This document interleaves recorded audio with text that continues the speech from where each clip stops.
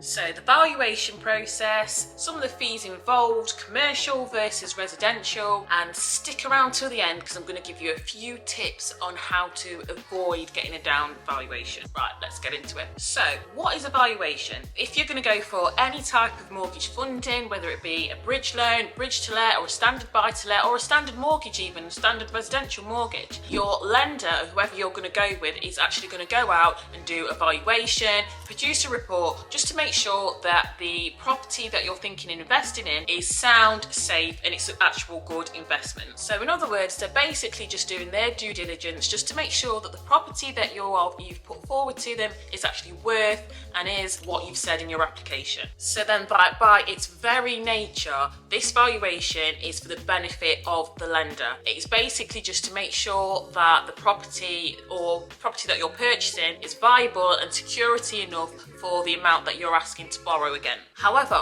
we can also use it to our advantage because it can also tell us it can also give us a rough idea of whether the property is actually worth the amount of money that we're proposing to pay for. And if it isn't, we can actually use this as a bargaining tool or a bargaining tip to actually, when we're first looking at these deals to purchase these investment properties, to actually negotiate a really, really good deal.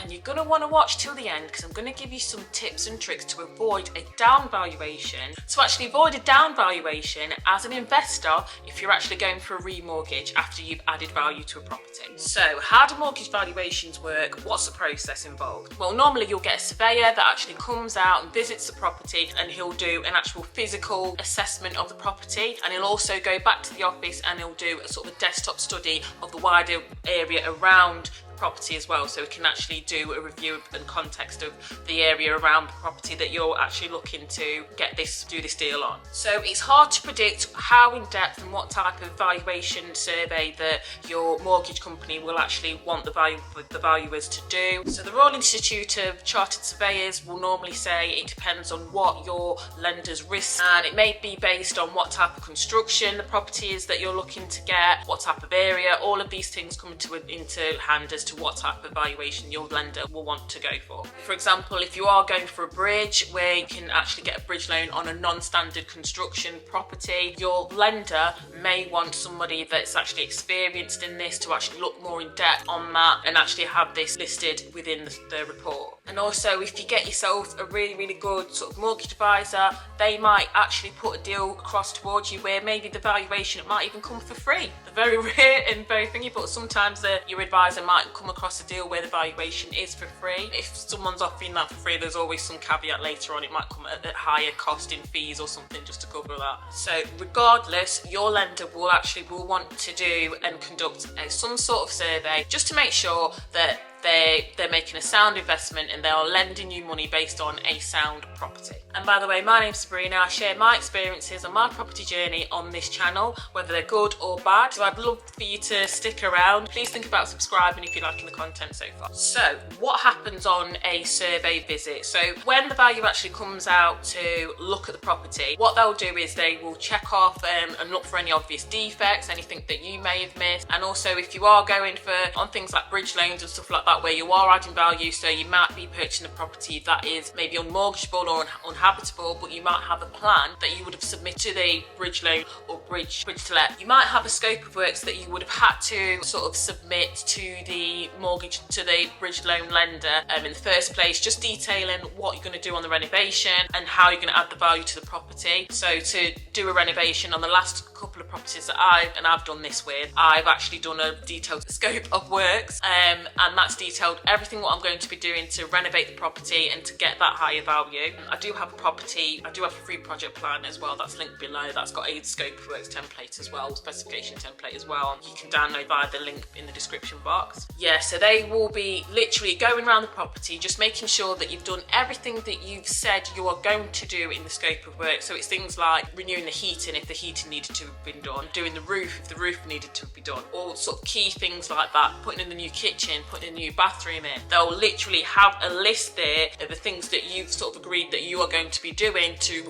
renovate and add value to the property and make sure the property is of a mortgageable state in the first place when you first submit your application. So they're going to be going through that just to check off and list and make sure you've done everything that you've said you're going to do. And also, as I said before, they'll be looking for any other defects, anything that might be a little slightly off with the property, or things like that. Remortgage or mortgage valuation versus a house survey. So these things are completely different. They're not the same. As I said before, a remortgage or a mortgage valuation is more looking at the benefits that you're going to be bringing in, the value of the property, that it is to that standard, whereas a house survey is going to be looking at every little thing that could be wrong with the property, whether there's structural issues, and it's more sort of in-depth. So yeah, the mortgage valuation is more for the benefit, as I said, of the lender, just to make sure that it is a sound investment, whereas the home survey, it is going to be looking at more structural stuff. It's going to be more in-depth and more rigorous, and it's more like a building surveyor type survey that they're going to be doing. So how much does a remortgage or a mortgage valuation cost? It really does depend on whether it's a commercial remortgage or mortgage valuation versus a residential remortgage or mortgage valuation. The residential side, it can start from anything from about £250 upwards. In my experience, all of the residential sort of valuations that I have had to pay for here in Nottingham have been around the 450 to 500 mark, so it's more of the hundreds of pounds, versus the commercial property valuations, which can be in the thousands. The fee that I paid for the Nook, that was actually £1,250. So commercial property valuations are significantly a lot more expensive than residential, and they can cost you a hell of a lot more. But on the flip side, when you are buying a commercial property to sort of, I don't know, revamp into a residential property, maybe that's your strategy, there's a couple of payoffs as well. So whereas the valuations are a lot higher, if you get a property that's under £150, for example, like the Nook was, you don't have to pay stamp duty on that second or additional property. So there's swings and roundabouts. But then on the other hand, as I've said in other videos, if you're buying under a company name, then you've got a lot more legal fees to pay in terms of independent legal advice and all things like that. So the fees do vary. But in my experience, commercial property purchases, the valuations for them are a lot higher. They're more closer to thousands mark rather than doing a residential valuation, which is more in the hundreds. So then what happens after the valuer goes out? Then they do tend to, from my experience, they go back out and then they actually look and do maybe like a desktop study of the site context of what's around your property. Then they will produce a report for the lender. So in this report, it will give all of their recommendations, and more importantly, it will say whether they've agreed with the end value figure that you have put forward. And this is where, frustratingly enough, in some cases it can get really annoying because they can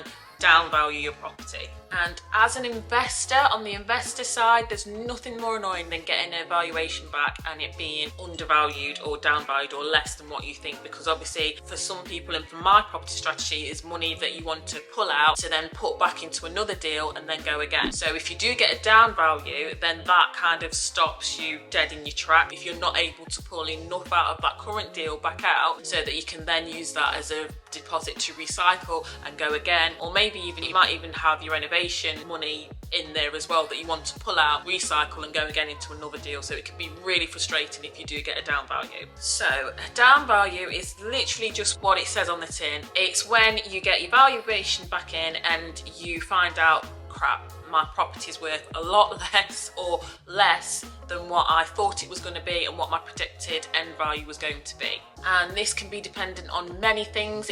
Something could have happened in the market whilst you're actually renovating your product. So the market trends could have affected, if that is the case, that is totally out of your hands. So market trends could have affected your end value price whilst you're doing the renovation, which I was really worried about this whilst I was doing the Nook, because obviously this was when Liz Truss came in, thanks Liz, and did her magic, and you know, I was so worried that at the end value it was going to cause me problems. I have had some problems and I'll tell you about that in another video. That sort of delayed my video for the valuation and everything like that on the Nook, but I'll go into that into more detail in another video. So yeah, uncertainty in the market can do like what it did last year. That uncertainty did cause people to sort of, and lenders and valuers, to kind of almost go into survival mode and almost down value and be very, very strict and be very conservative with with the evaluation prices in the end.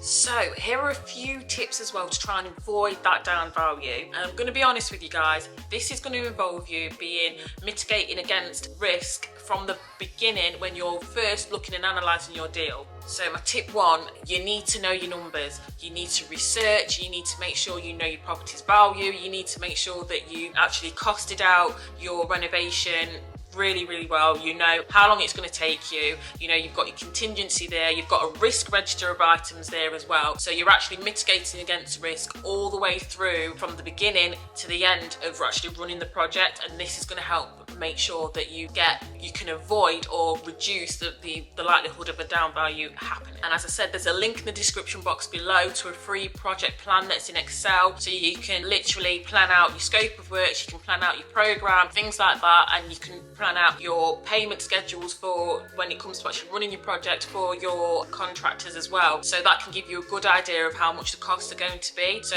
the link for that is in the description box below. You can download that, that's a free project. So make sure you research the value of your property, sold by prices in the area, your expected return on investment, just research everything so you can make sure that you can then get as much of a realistic end value figure as possible so you're not disappointed. And make sure you factored all of these things into your renovations as well so that you're reflected in the EPC. These will also help towards your end valuation as well. So on the Nook, I actually gave the building a complete thermal upgrade. So I put a 72mm insulated plasterboard on the internal of all the external walls on the Nook. So what that does is it makes it more energy efficient, makes it more heat efficient, it keeps in the heat a lot more because at the Nook we're running on electrics, so we've got electric heaters, electric rads, everything's all electric, so that the tenant's got reduced electric bills. All of the thermal upgrade, the external for all of the walls on the Nook has been upgraded so that it keeps the heat in a lot more in winter, so therefore it reduces bills, so then the EPC is a lot better and it's a lot more desirable. That thermal upgrade is actually going to give me a massive tick when that valuer goes round and does his final checks on the property, so then that's going to add to the end value of the property as well. And again, do this at the very beginning. Do not be afraid to ask as many experts their opinions as possible. Get in about 3 or 4 estate agents, ask them how much the end value would be,